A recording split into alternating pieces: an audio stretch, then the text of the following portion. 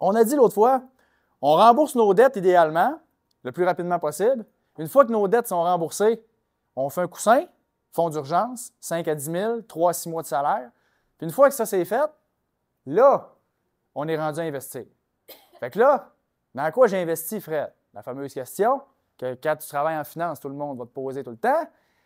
Dans quoi j'ai investi mon argent? Fait qu'on va commencer avec un investissement qui a quand même fait ses preuves depuis pas mal de temps. La bourse. OK? C'est pas une ferme. OK? C'est la bourse. OK?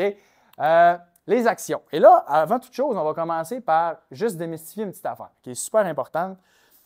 Parce que quand on place de l'argent, on peut investir, mais on peut également spéculer. Il y a une nuance à faire entre les deux, il y a une distinction.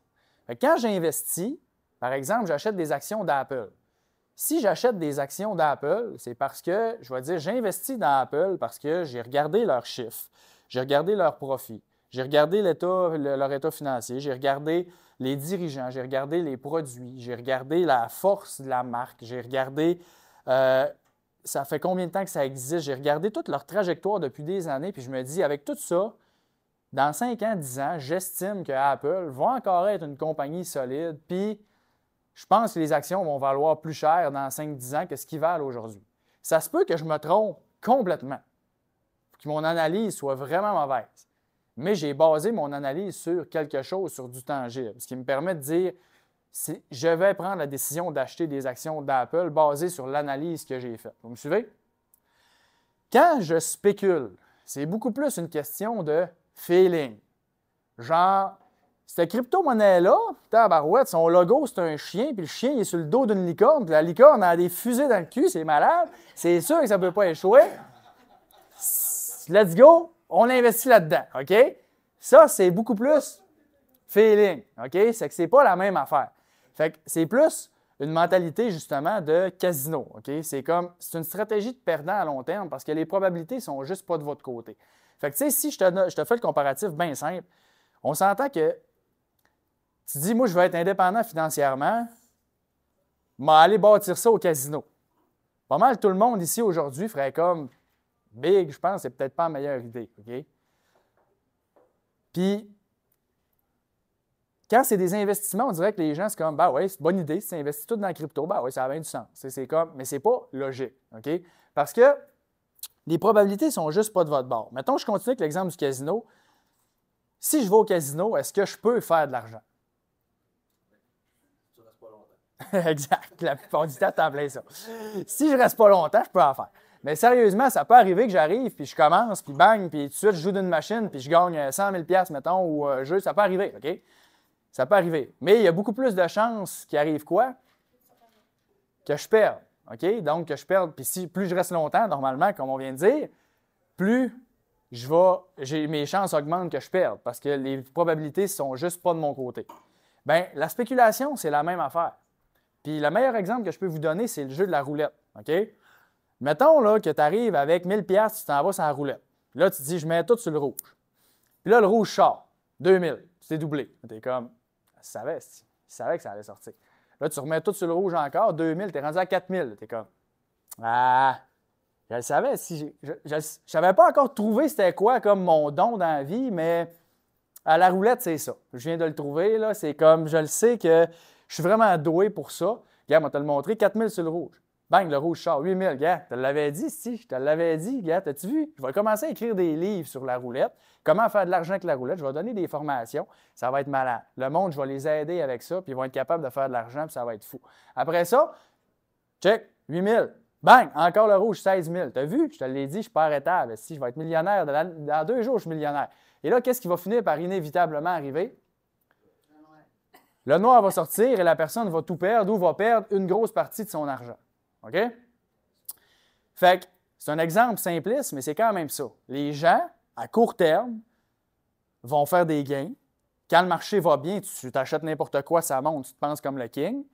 Mais à un moment donné, la réalité revient tôt ou tard, puis sur le long terme, ça finit par se rééquilibrer. C'est pour ça que si vous demandez des chiffres, vous demandez des chiffres à quelqu'un qui fait de la spéculation, sur 10, 15, 20 ans, premièrement, il ne les aura pas. Okay? Il ne les aura pas parce que les gens ne regarderont pas autant souvent en arrière, ils vont juste se concentrer sur là. Puis deuxièmement, mettons qu'il les a, là, bien, probablement que son rendement moyen sur 10, 15 ans, 20 ans ne sera vraiment pas si exceptionnel que ça. Là. Ça ne sera pas 100 de rendement par année à tous les années pendant 20 ans. Les meilleurs investisseurs au monde ne font pas ça. Ils ne font même pas 20 les meilleurs investisseurs au monde, mettons, sur une moyenne sur le long terme. OK? Je veux dire, faire 100 1000 on s'entend, ce n'est pas soutenable. Mais ça a tout le temps l'air incroyable à court terme. Là, pas du gain embarque, puis là, bien, les gens, l'ego est boosté, puis c'est ça qui arrive. OK? Puis, pour vous donner un autre exemple bien concret de ça, justement, je vais vous donner deux cas. Le premier, c'est Serge Beauchemin. OK? Serge Beauchemin, je ne sais pas si vous le connaissez. Un dragon, pas la créature, là, un investisseur. OK? Dans le fond, c'est que Serge Beauchemin, lui, c'est un investisseur dragon, puis lui, il est en business depuis longtemps. OK? Puis lui, il a fait une entrevue avec Pierre-Yves McSween dans son émission à Télé-Québec. Puis lui, dans cette entrevue-là, ce qu'il disait, c'est qu'il disait, tu sais, il dit, dans la vie, tu peux investir ou tu peux spéculer. Il dit, moi, j'investis souvent, mais il dit, des fois, ça m'est arrivé de spéculer. Puis il dit, une fois, entre autres, que j'ai mis 300 000 dans une compagnie. En dedans d'un an et demi, ça a monté à 1,8 million.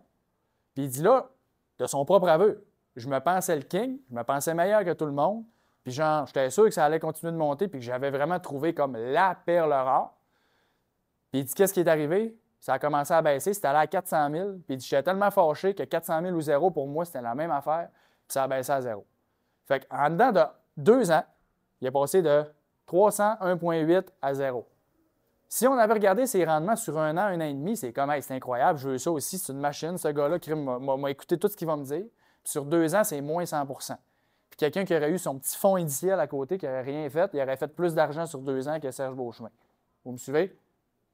Fait que ça finit toujours par se rééquilibrer. Puis en bout de ligne, lui, il a juste attendu 2 ans. Des fois, c'est plus long avant que ça se rééquilibre. Fait que là, la personne peut avoir l'air d'un king pendant plus longtemps. Mais en bout de ligne, ça finit toujours par se rebalancer. Fait que ne soyez pas dupes quand vous entendez des gens, surtout sur Internet, puis comme se vanter des affaires. C'est tellement facile de faire croire ce que tu veux. Genre, c'est comme... Souvenez-vous juste que le classique, quand ça a l'air trop beau pour être vrai, ça l'est. Okay? C'est aussi simple que ça. Puis, un autre exemple, justement, en crypto, parce que la crypto, c'est pas mal à la mode de ce temps-ci. Puis, comme je dis, on s'entend, je ne dis pas que tu ne peux pas faire d'argent en crypto, que tu ne peux pas faire des coups de circuit, tu peux en faire. Et c'est justement ça le problème. Les gens sont attirés par moi, moi être capable, m'en faire un gros coup, m'en sortir mon argent, après, je ne réinvestirai plus jamais. Mais c'est pas de même, ça marche. Parce que quand tu as goûté une fois à faire de l'argent rapide, qu'est-ce que tu penses qui arrive après? Mettre ça après ça dans des fonds indiciels, tu trouves ça plate, hein, esti? Hein? T'es comme, ouais, ça va pas vite, 7 % par année quand tu viens de faire 2000. OK? Puis c'est ça le problème. Mais ce qui est ironique là-dedans, c'est que plus tu cherches des raccourcis, plus tu te ralentis.